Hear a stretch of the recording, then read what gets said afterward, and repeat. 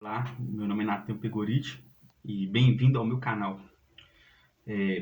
Neste canal a gente vai fazer alguns estudos sobre alguns livros que eu acho interessante, eu acho importante e que podem contribuir para a nossa vida, não só simplesmente para o nosso conhecimento, mas também para a nossa vida no dia a dia. Porque não adianta nada a gente acumular conhecimento, acumular informações e não viver aquilo, né?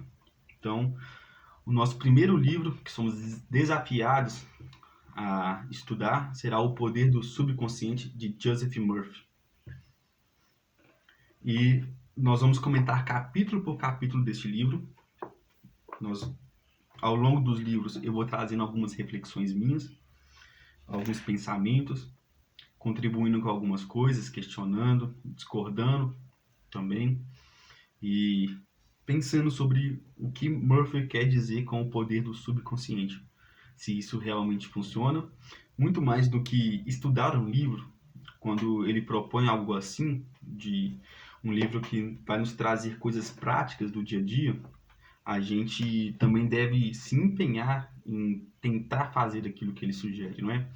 Porque passamos a vida inteira agindo de uma maneira automática, achando que a nossa forma de agir é certa, de ver o mundo é certa, e quando alguém nos propõe alguma coisa diferente, nós temos muitas vezes receio de fazer, descrença naquilo que as pessoas falam, e Murphy não, ele vai te trazer algumas coisas práticas, por que não tentar fazê-las, né? E vamos começar o nosso estudo, já preparei o meu café aqui, então prepare o seu aí também. O poder do subconsciente, né? Murphy vai começar o seu livro trazendo alguns questionamentos. Por que algumas pessoas são felizes e outras não? Por que algumas pessoas conseguem as coisas na vida, têm sucesso, têm carreira, têm fama e outras não? Por que algumas pessoas conseguem até mesmo serem curadas de algumas doenças e outras não? E ele vai nos trazer a seguinte resposta: assim como o homem pensa em sua mente subconsciente, assim ele é. Então, o primeiro chamado que Murphy vai nos trazer nesse livro não é simplesmente de responder a essas perguntas, de responder simplesmente por que as pessoas são felizes e outras não. Então, eu poderia dizer, algumas pessoas são felizes porque elas têm mais sorte na vida, então elas são mais felizes por causa disso, né? Tem situações que colaboram para isso, enquanto outros sofrem mais, tem mais situação de sofrimento, mais perdas, mas Murphy não quer simplesmente nos trazer uma resposta para isso, né? Ele quer que a gente viva isso, né? O que ele vai trazer é uma possibilidade de realizar isso em nossa vida também. Então, ele vai trazer que o como a gente pensa em nossa mente subconsciente, né? Então, analisando esse primeiro momento, o que é mente subconsciente? Qual que é a diferença de mente subconsciente para mente consciente? Então, são primeiras perguntas que nós temos que fazer, né? Se ele vai trazer esse novo conceito, então ele também tem que trazer definições e diferenças, né? Não só a gente tem que analisar o conceito de Murphy para subconsciente, mas também tentar analisar sobre outras perspectivas, né? Onde elas se encaixam em outros teóricos. E ele, a princípio, ele vai definir mente subconsciente como forma de pensar, né? Não só como forma de pensar, mas como formar imagens mentais. E, e é interessante que nós temos forma de pensar imagens mentais como coisas conscientes, né? Então, quando a gente começa a trabalhar sobre mente subconsciente, então a gente está pensando conscientemente sobre definições de subconsciente, de mente, e temos imagens mentais também de maneira consciente, né? Se eu peço para você imaginar um elefante rosa, então você conscientemente vai trazer essa imagem à mente, né? Então é, é interessante a gente começar a pensar sobre isso. É uma forma de pensar e é uma forma subconsciente, então ela já tem que estar enraizada em mim. Já tem que ser um modo de eu ver o mundo. Imagens mentais também tem que ser um modo de eu imaginar o mundo. E a princípio isso se torna claro se a gente começa a pensar que há pessoas que enxergam o mundo de uma maneira pessimista, enquanto outras de uma maneira otimista. Algumas pessoas têm uma imagem do mundo de tristeza, de dor, de angústia, uma imagem injusta do mundo, não é? Então, tudo que elas olham e da maneira que elas raciocinam, elas estão ligadas diretamente a essa imagem já pré-concebida, né? E ele vai dizer que essas duas formas configuram o nosso destino, né? Então, se essas formas elas são a forma de configurar destinos, então a forma de agir para que esses destinos se cumpram, não é? E essa é a maneira consciente de viver o nosso destino, né? Quando nós agimos, se nós agimos no mundo, nós estamos configurando também de maneira consciente, mas nós somente agimos no mundo quando nós temos já configurados no subconsciente essas formas de pensar e essas imagens mentais. Eu ajo de acordo com aquilo. E quando se trata de destino, eu lembro dos 3 destinos da logoterapia, que o Dr. Viktor Frankl vai trabalhar sobre isso. Quais são? Os destinos biológicos, os destinos psicológicos e os destinos sociais. Ou seja, quando nós nascemos com um corpo, não é? E esse corpo ele está à mercê de várias coisas, de várias doenças, de vários problemas de saúde, até mesmo no nosso DNA, nos nossos cromossomos, nós estamos sujeitos a ter um destino ali que nós talvez nunca venhamos conseguir mudar. Uma pessoa pode nascer cega, nascer cega, outras pessoas podem nascer surdas, com alguma deficiência física, sem algum membro, com um membro trabalhando de maneira não eficaz, né, como deveria ser. Então isso é um destino que a pessoa, quando nasce, ela vai ter que lidar com isso, né? Outro destino é o psicológico. A gente pode nascer com alguns transtornos, né, como o TDAH, o autismo, e esses destinos vão configurar a nossa vida.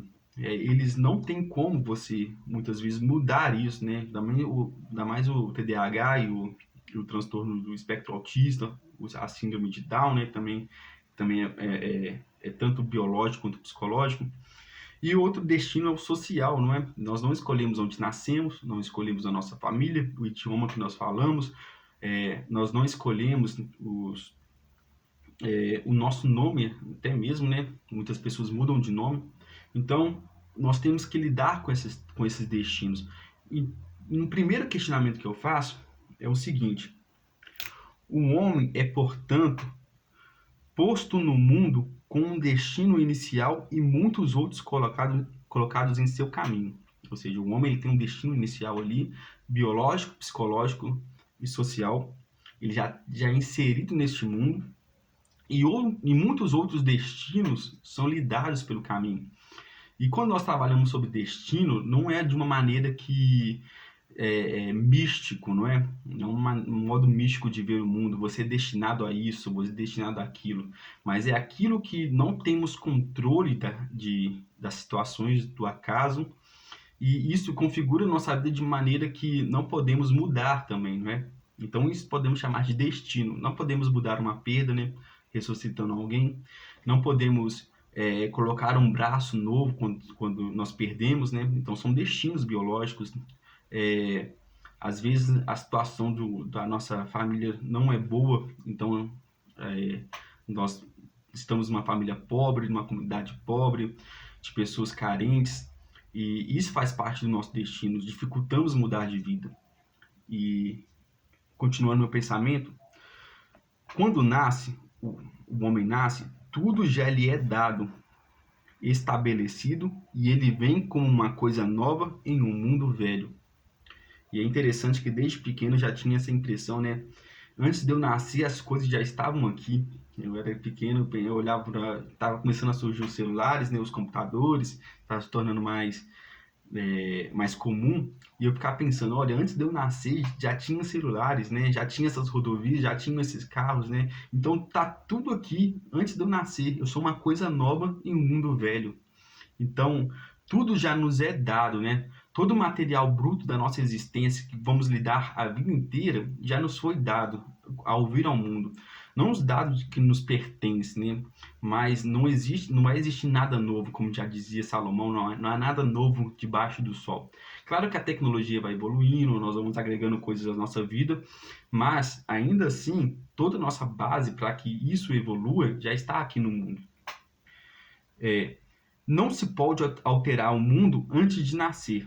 O homem não consegue fazer isso. E nem mesmo escolher o seu destino. Então, o primeiro questionamento que eu faço é o seguinte: como a mente subconsciente pode ser mais forte que o mundo? Se a minha forma de pensar e as minhas mentais vão configurar o meu destino, como que então essa mente subconsciente pode ser mais forte que o mundo? A primeira resposta que eu trago, né, uma resposta minha, é a autotranscendência do Viktor Frankl. Porque temos esses destinos biológico, psicológico e social, e nós temos também algo dentro de nós que é o espírito, né? Que ele, segundo o Viktor Frankl, ele é um incondicionado, um homem incondicionado é o homem espiritual. Então, ele vai estar para além desses destinos, ele transcende esses destinos, ele encontra sentido nesses destinos, né? A uma pessoa que ele perde um braço, ele pode encontrar destino na vida dele com essa perda. A pessoa que ela é pobre, ela pode encontrar sentido na vida dela. Porque o sentido da vida, né, faz parte da autotranscendência, ela não está configurada nos destinos, mas na pessoa, naquele que vive, aquele que experiencia essas coisas, ele pode transcendê-las, encontrar destino e ser feliz, independente da sua situação. Então, é a primeira resposta que eu encontro. Murphy vai continuar dizendo o seguinte: assim como uma pessoa pensa, sente e acredita, assim é o estado dessa mente, de sua mente, corpo e circunstâncias. Ou seja, a pessoa ela tem que pensar, sentir e acreditar. Então, a princípio, são 3 fatores que vão ser decisivos para a nossa vida. E nos leva a analisar o que nós pensamos, o que nós sentimos e o que nós acreditamos. E ele vai definir essas 3 coisas mais para frente. Então, vai definir o estado de nossa mente, de nosso corpo e as circunstâncias de nossa vida. Ele vai dizer que eu penso que isso é como se fosse o mistério da fé, né? Ele vai falar sobre isso, que pessoas de diferentes religiões e culturas, eles experienciam as mesmas coisas, né? Os mesmos milagres, as mesmas revelações até. Por isso que muitas filosofias conversam, muitas religiões conversam, por causa disso, desse mistério da fé. Eu ia falar sobre isso, porque a fé, ela vai se moldar às crenças, né? A fé, ela vai se moldar à nossa forma de pensar e vai fazer com que aquilo realize, aquilo exista. E ele vai continuar dizendo que a oração é igual a desejo. A oração é igual a desejo, né? Então, eu não posso orar por alguma coisa que eu não desejo, que não está subconscientemente enraizado em mim. Eu não posso orar paz se eu desejo a guerra. Eu não posso orar cura se eu desejo a doença. Então, oração é igual a desejo. A oração verbal não pode ser maior que o desejo consciente de alimentar os pensamentos, que alimenta os pensamentos mentais. Perdão. Então, a oração verbal não pode ser maior que o desejo constante que alimenta os pensamentos mentais. Então, antes de orarmos, nós temos que alimentar a nossa mente, o nosso coração, o nosso subconsciente com o desejo que nós queremos orar. Antes de haver credo ou igrejas, religiões ou mitos, o poder subconsciente já existia. Isso é extremamente importante da gente estabelecer, porque acreditamos que as religiões têm as suas revelações, né? O cristianismo ali com Jesus, o judaísmo com Moisés, Maomé ali para o islamismo, e várias outras revelações, só que antes de haver religião, mito, revelação, o poder subconsciente, esse poder que molda o mundo, esse poder que traz o mundo à sua realização, ele já existia, não é? Ele já estava ali. E esse poder primitivo anterior que deve ser acessado, que deve ser estimulado e devemos aprender sobre ele. Então é esse o desafio que Murphy, na sua introdução, vai nos trazer. É um desafio de fé, de crença, um desafio que nós temos que moldar e agir no mundo. Espero que tenha feito um pouco de sentido para vocês e fico por aqui. Logo, logo vem o primeiro capítulo do livro e temos muitas coisas legais para comentar. Então, fiquem com Deus, Deus abençoe a todos e muito obrigado